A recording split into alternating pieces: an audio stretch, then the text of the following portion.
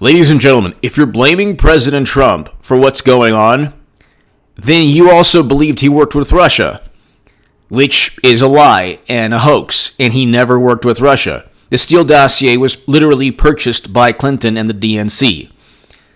You can just go on forever dismantling the hilarious high confidence to moderate confidence assessment from James Clapper and Brennan and Comey. The possibility that he worked with Russia, they obsessed over for 3 years. We found from the Mueller probe, nobody was indicted on anything to do with working with Russian intelligence because the whole thing was made up. If you believe that the carnage and the mayhem and the chaos is Trump's fault because his words lead to this, then you also believed that not only did he work with Russia, but he withheld military assistance from Ukraine to go after Biden, which is another absurd fantasy Democrats had. This situation, this crisis, where black-owned businesses are being burnt to the ground by people who are not peaceful. You have businesses. You have lives being shattered after 3 years. We had record low unemployment about 3 months ago.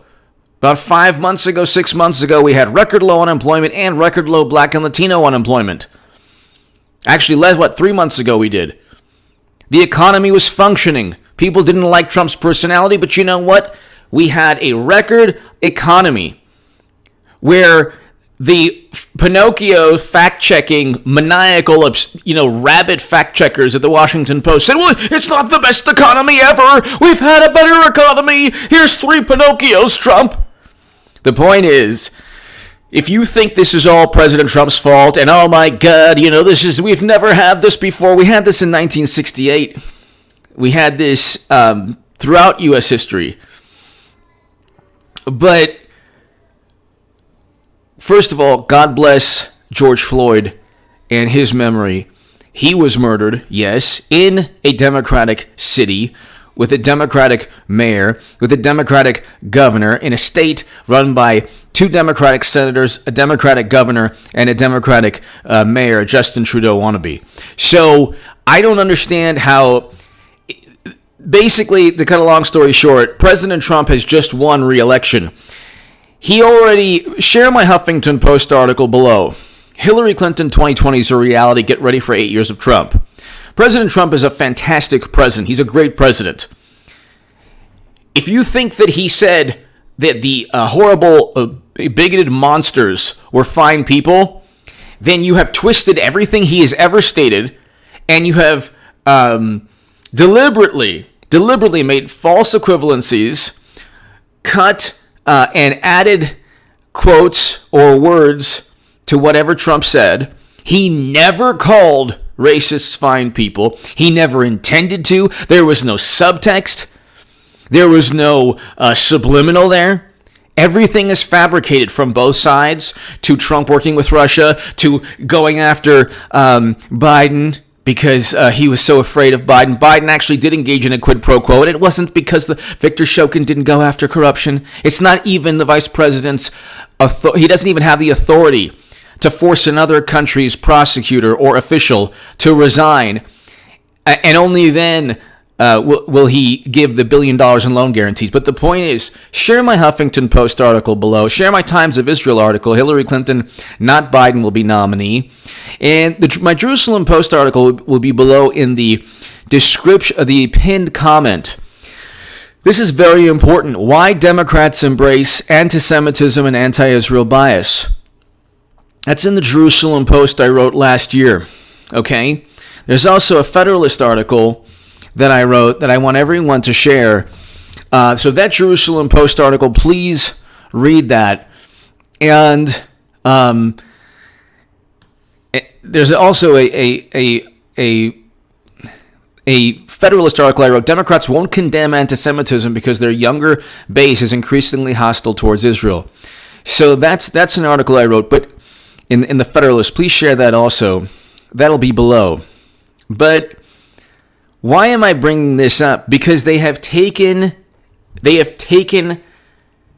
every emotional appeal, every appeal to emotion, and distorted and manipulated.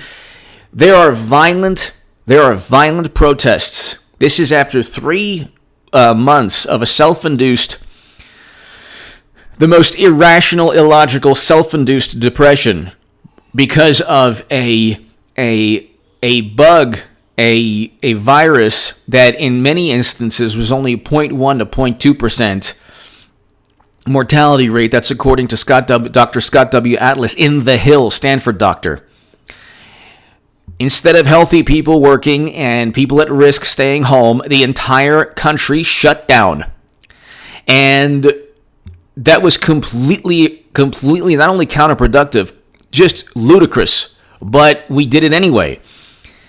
It was spearheaded by media, Democrats, and all the wonderful experts that were interviewed. That led to 30 to 35 million people being unemployed. Okay, now the Democratic Party knows that third or fourth quarter will have the best numbers we might ever see in terms of the economy, just because it was a self-induced mini economic depression.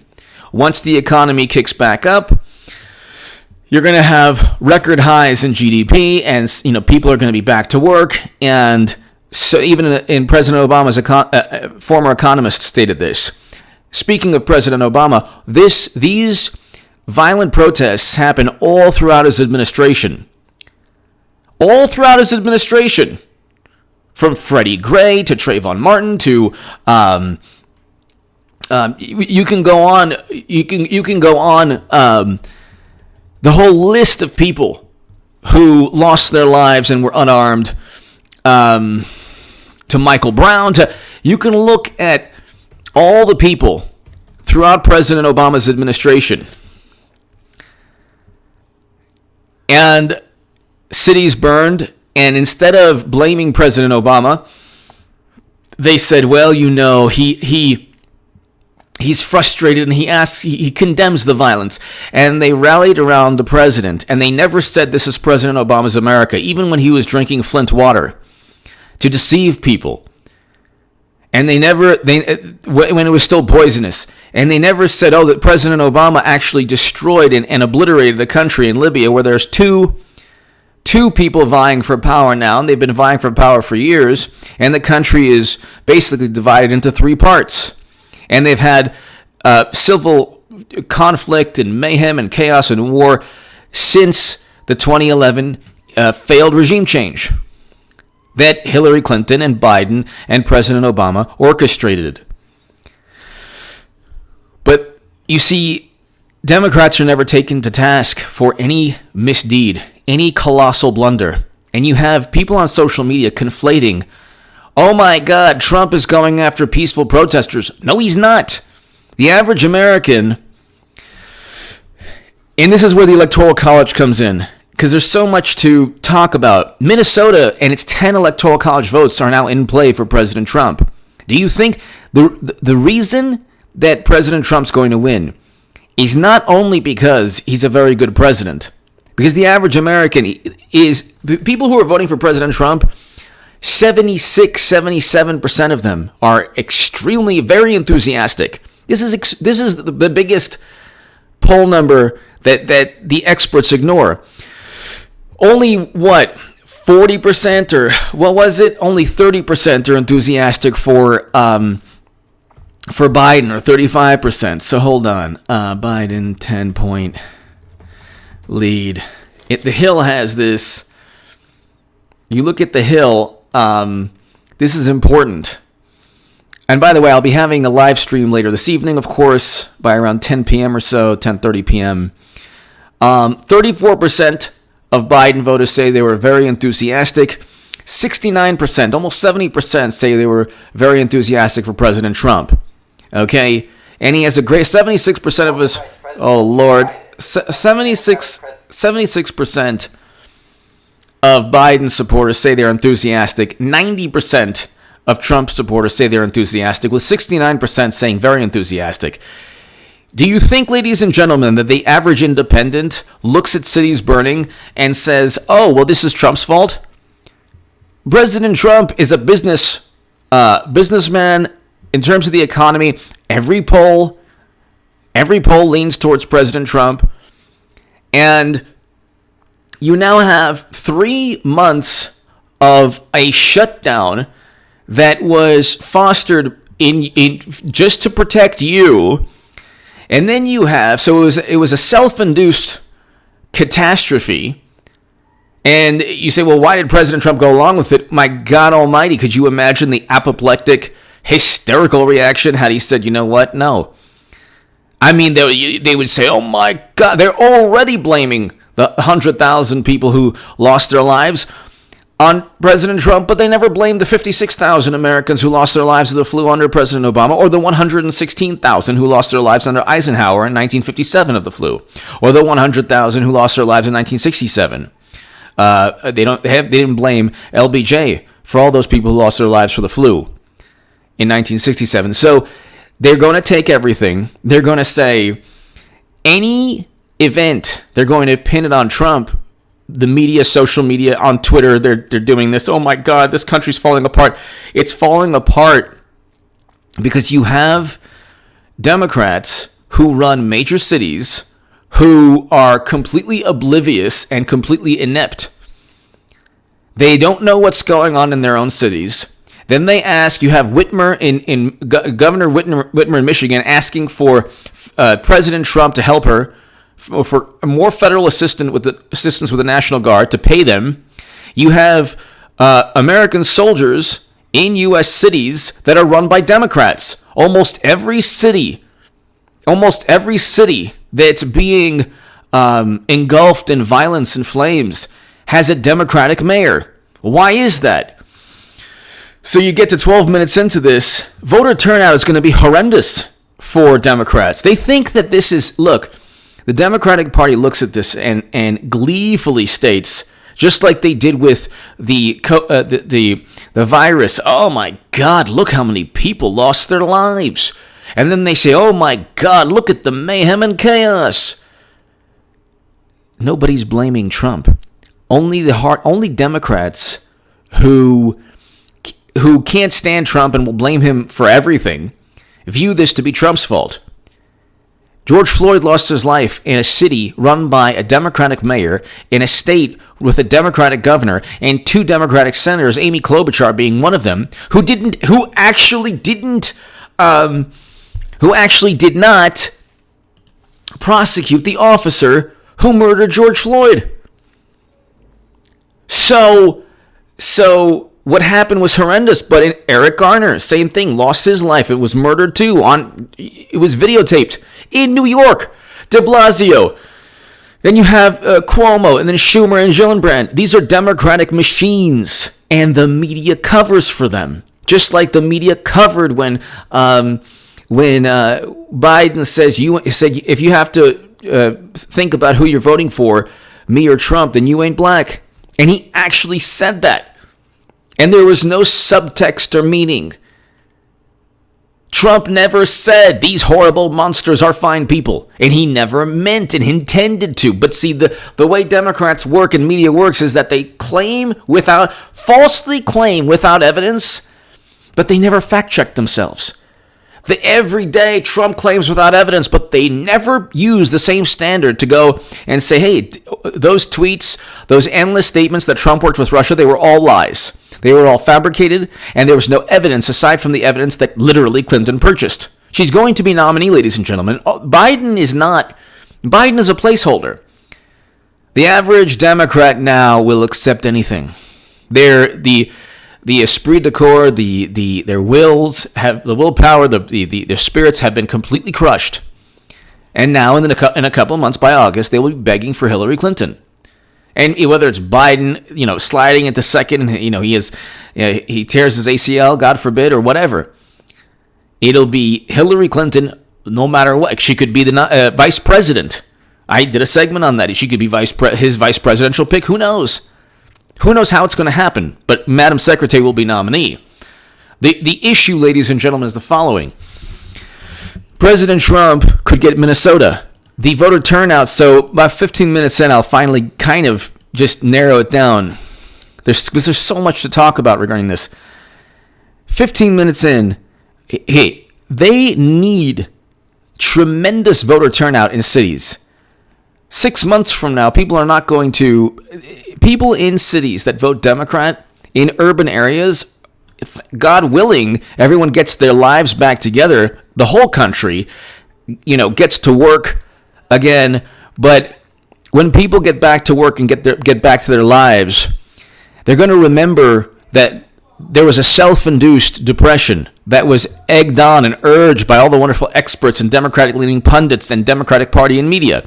They're also going to remember that cities were in flames.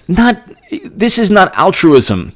They make this ridiculous comparison. Oh yeah, storming the beaches of Normandy. That was they were breaking up a white supremacist rally. No, they weren't. They were liberating. These American soldiers were liberating France. You pathetic fools who know nothing about history. There's a zero correlation between somebody who throws a brick into a building and with glass crashing down, and somebody, taking on machine gun fire to liberate France from. Just read my Jerusalem Post article also about AOC. So the thing is, what Democrats do is they take culture, history, the history and the culture of people who have suffered, whether it's Jewish culture or black culture or any culture, any historical event, and they twist. And you've heard people say, well, I would fight them just like I oppose you. It's like, no, you're making a false equivalency because you have no argument. You have to engage. All they do is engage in hyperbolic, patently false equivalencies because they can't simply say, I don't like his policies. Because his policies make sense. We had record low unemployment.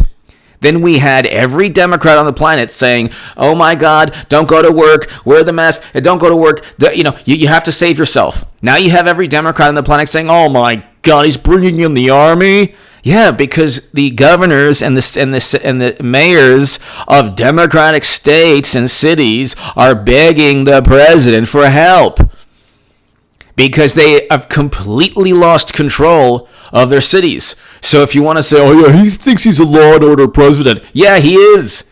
He is. Because these protesters, when they destroy businesses, are giving Trump tens of thousands of voters, new voters.